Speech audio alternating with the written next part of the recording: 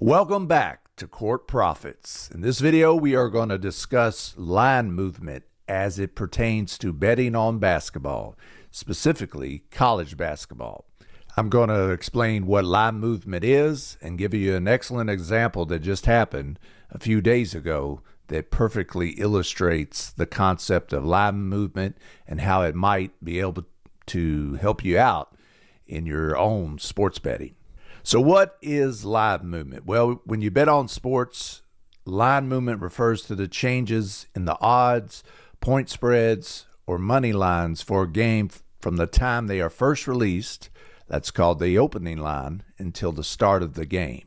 What you could do is you can monitor those lines that these sports books have set, and you can kind of get a sense of where the money's coming in on what teams the smart money might be fading, what teams the smart money might be backing. So you might be able to sense some trends and get a sense of how the game's going to actually play out based on how that line is moving.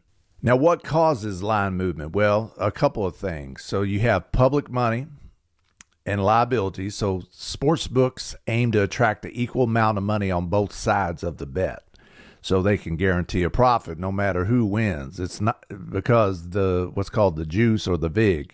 So it must be nice to be in that position. So if one team has more money wagered on it, the sports book will adjust the line to make the other side more appealing to sports bettors.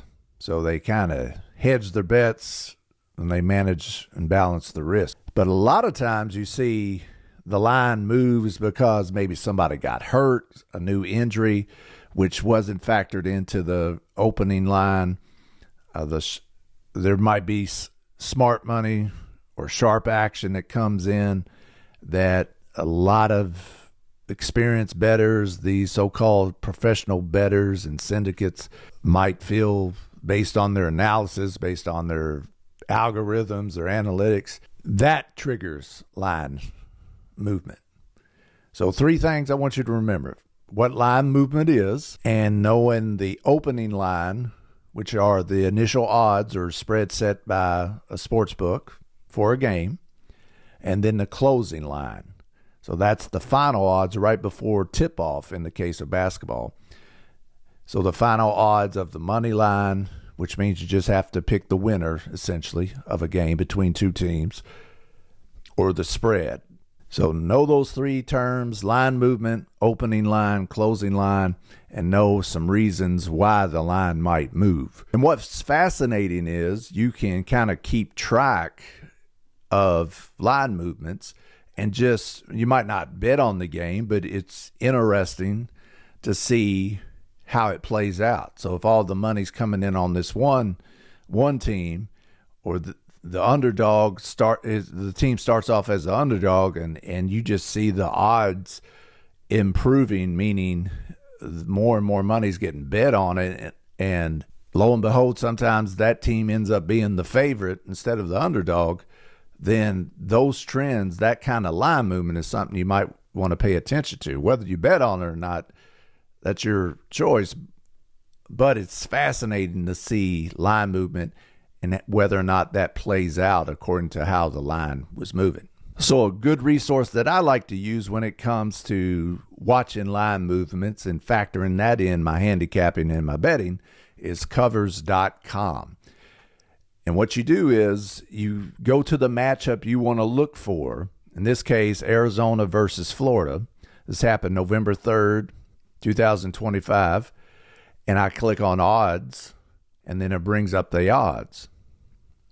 But then you could click on this right here, line movement, and it gives you a history of the line movement. First, I want to switch this to money line, because that's the simpler kind of bet. All you got to do is hope the team that you're betting on wins. You don't have to worry about they need to win by a certain amount of points or how many points they score, any of that. It's just a simple which team wins. And so let's start with the very simple money line odds, and it shows you the different sports books. So BetMGM was here, FanDuel, Caesars, Bet365, DraftKings. What they do is they give you the dates and the times as well as the odds. So in this particular game, Arizona versus Florida, I liked Florida. I bet on Florida. As you'll see, it didn't work out, this particular bet, and it might not have worked out because of this line movement that I'm getting ready to show you. So let's use BetMGM as an example. So Friday, October 31st, that line's open, or that's the oldest line we got here on this page, plus 150 on Arizona money line. And look at Florida, pretty sizable favorite, minus 185 on Friday, October 31st. But look, and I bet on Florida this game. As you're going to see, that didn't work out, this particular bet, but that might be due to the line movement as we're getting ready to see, because look at this. So it goes from for Florida, they're the favorite, defending champs, rightly so, should be favored in this game, minus 185. Then November 1st, minus 175. Minus 165 on November 2nd. A little bit later in the day, minus 155 on November 2nd. Minus 150. Minus 155 on November 3rd. Then later that day, boom, 170. So they become more of a favorite. Not as much as they were when they first started. But see how this line adjusts? See how they're tweaking it? And over here at Arizona, you got 150, 145, 135. The more this number reaches zero, that means the less of a underdog, in this case Arizona, is becoming.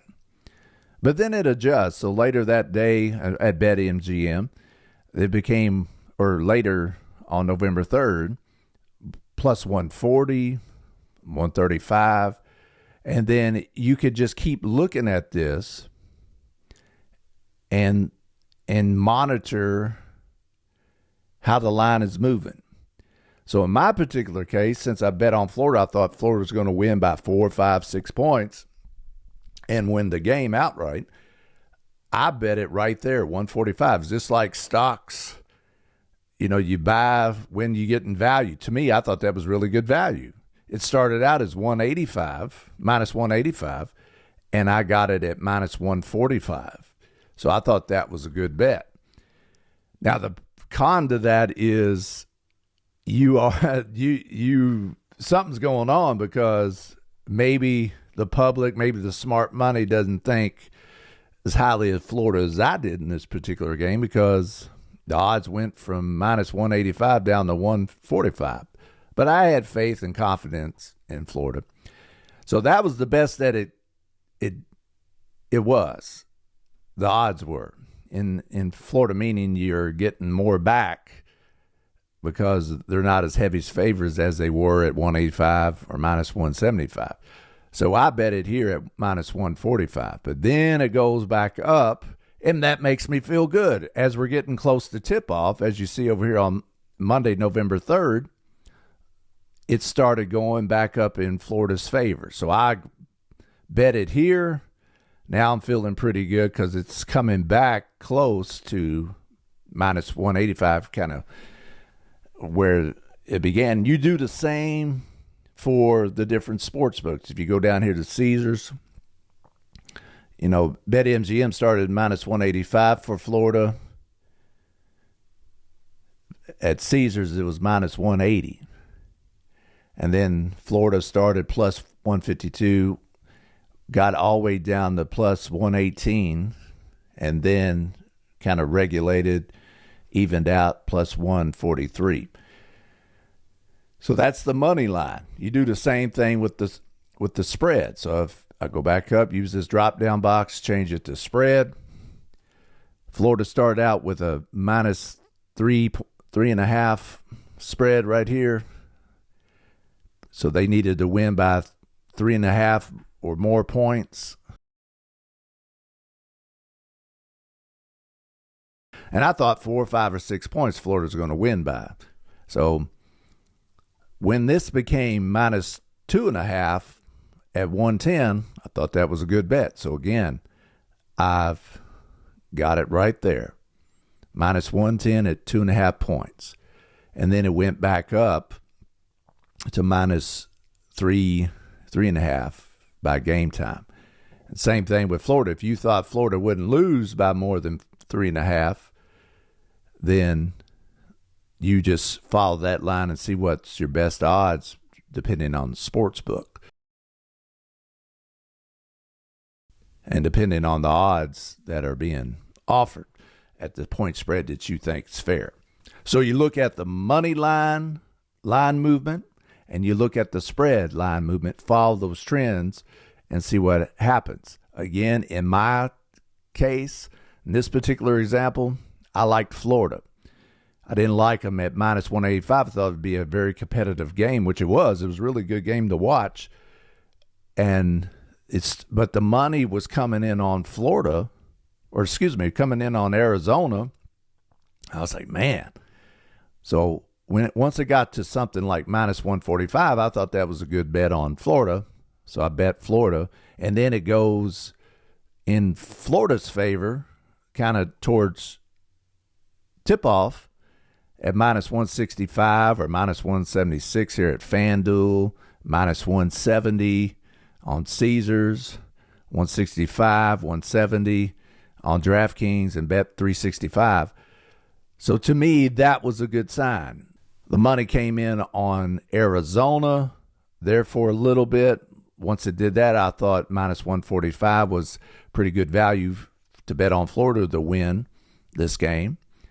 And then it stabilized and went back to how it was, and it was going in Florida's favor by tip-off.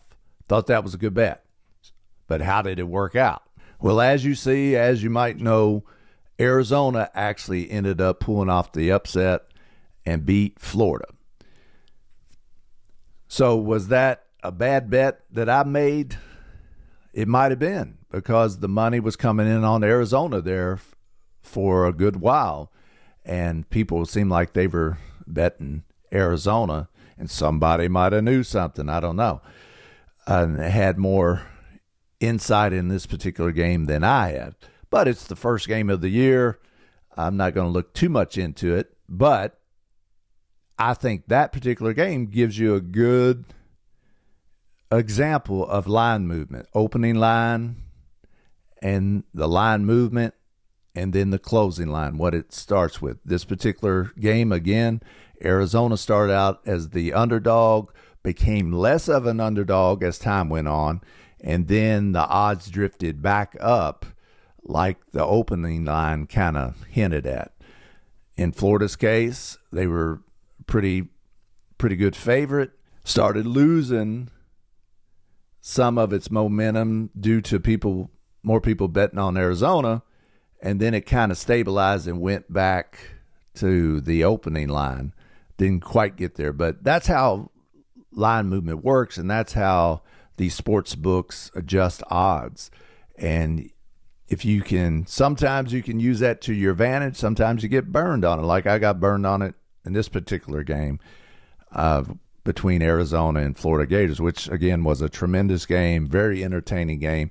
Arizona looks for real, and I'm not giving up on Florida. They certainly have a chance to repeat as national champs when they get it all figured out. And Florida wasn't hitting too many threes. They were kind of cold from threes, so that's why the adage is live and die by the three a lot of times. So just one game in many. But the main point of this video is understanding line movement, opening line and closing line, and making sure you kind of get in the habit of looking at the line movements and see if you could pick up on anything and how that might help you pick a winner or pick the right spread at the right odds that go in your favor. So hopefully you liked this video. If you did, I appreciate it. If you hit that like button, that subscribe button to Court Profits, so you could get all the analysis and picks on college basketball, NBA, and even WNBA basketball.